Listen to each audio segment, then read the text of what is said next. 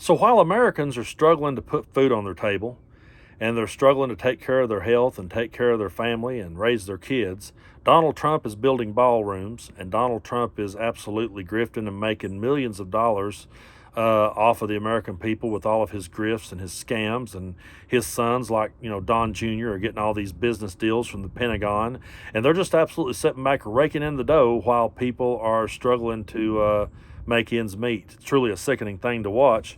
But what's even more sickening to me is this next clip I'm going to show you, where Donald Trump talks about all the marble that he's put in the White House and how that he's doing it to preserve our heritage. I really didn't know that that's what this country was built on, but he seems to think so. Take a look. So we went through 4 years of that stuff. Nobody does it better. And this year it's just so good that they actually said the White House looks phenomenal when you add up all of the other things that we've done to it. I tell people, for the first 4 years, I was the hunted. So I didn't have a lot of time to fix up the floors, to redo the Lincoln bathroom. It took a little heat. It was the worst job. It was done in many years ago. It was done during actually the Truman administration with very cheap green tile.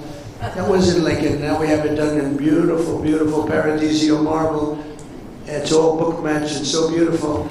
And people said, oh, why is he wasting time? That's not wasting time. That's saving our heritage. Many, many things like that. It's saving the heritage of this country. And it's so... I got to be honest with you. When I think about the foundation of this country, and I think about our founding fathers, and I think about everything that we've been through over the years as a country, I don't think about gold. I don't think about gold and silver, and I don't think about marble bathrooms. That's not what I think about when I think about American heritage at all.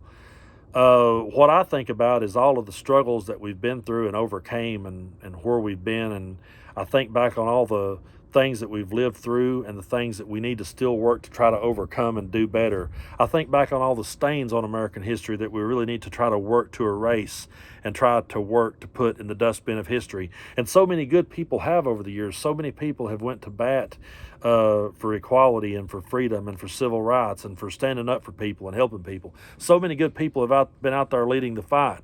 But Donald Trump is not one of those people, and neither is anyone in the MAGA movement from the top to the bottom. None of those people have ever been about preserving the greater good of this country. Because when Donald Trump talks about being successful, if you'll notice, all he talks about is his wealth. He says you're going to be richer than ever. You're going to be wealthier than ever. You're going to win. To him, everything is about winning, and everything is about the money and the amount of money that you can win. He doesn't care about a hard day's work because he's never had to put one in.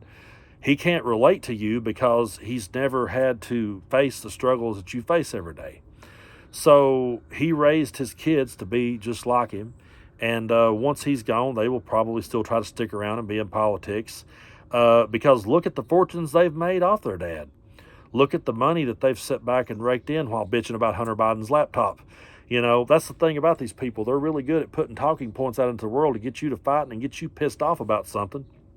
And you'll put all of your focus and attention on Hunter Biden and his business dealings and turn a blind eye to Don Jr. and all of his and all of Donald Trump and his crypto and just all the grifts that he's done and all the merchandise he's sold and all the bullshit that he's, put out into the world.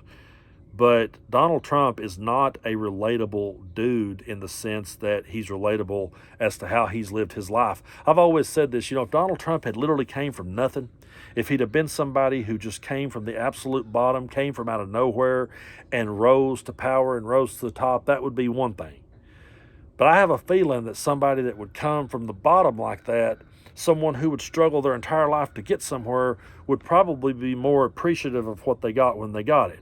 When you're raised the way Donald Trump is in a world where everything's handed to you on a silver platter, where you never have to work for anything, where your daddy gives you a small loan of $1 million, when you're brought up that way, then everything is about the money, everything is about the value, everything's about the gold and the marble and the silver and the winning and how it looks on TV. That's what you're about if you've lived the life that Donald Trump has lived and been brought up in the world that he was brought up in. There's no way that he can understand your day-to-day living. He doesn't at all. And I've said many times he wouldn't last 5 minutes if he was in our world. I've said many times I'm willing to start a reality show tomorrow called, we'll start a reality show. Could Donnie survive in Harlan, Kentucky? I don't think he could make it 5 minutes if you sent him there.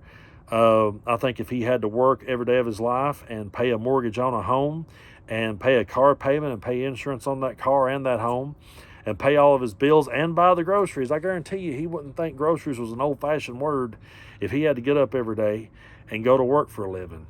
And first of all, I don't even think he would walk up to the mouth of a coal mine. I don't think he would even walk up to it, but let's just say that he did.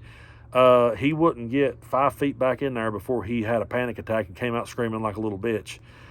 There's no way in the world that he would last 5 minutes in their world, but yet he'll go put a hard hat on and give a thumbs up and act like he's some tough guy and cosplay, and it resonates with people. And it's truly sad that it does.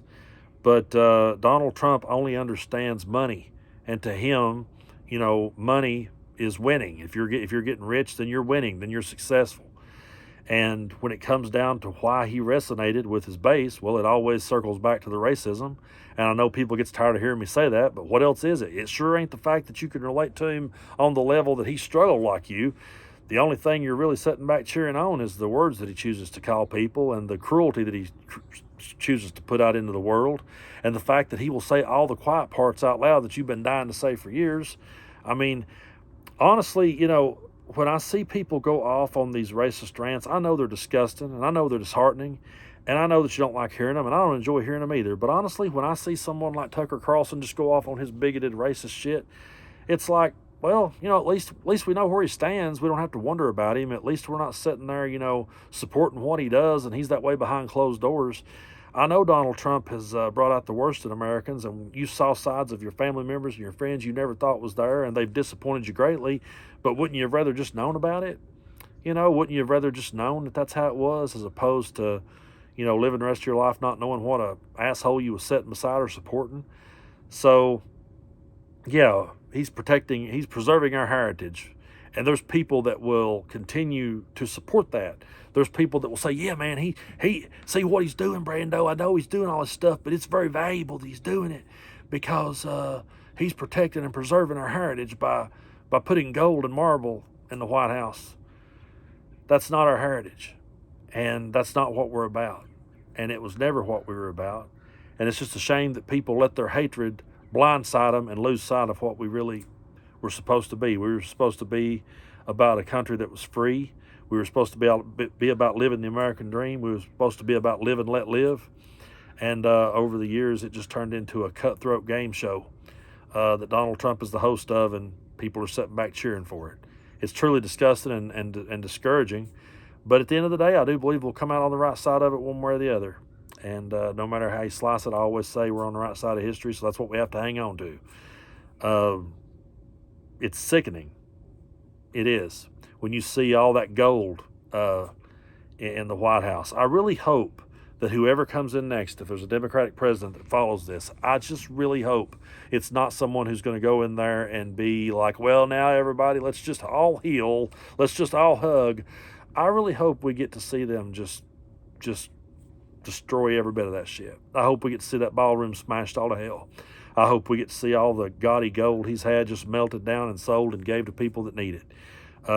Because it's just so sickening what he's turned this country into. He's not in any way preserving the heritage by putting gold and marble. No, he is feeding his ego. That's all this is about. That's all his presidency's ever been about. That's why those are the things that matters to him. It's his ego. It's not you. It's not the hard work you're putting in every day. It's how can I feed my ego? That's all that matters to Donald Trump.